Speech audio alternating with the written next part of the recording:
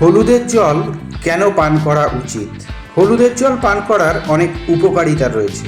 গরম জল বা দুধের সাথে হলুদ মিশিয়ে খেলে এটি বিশেষ উপকারী। নিয়মিত হলুদের জল পান করলে রোগ প্রতিরোধ ক্ষমতা বৃদ্ধি পায় এবং সংক্রমণ ও ব্যাকটেরিয়া হ্রাস পায়।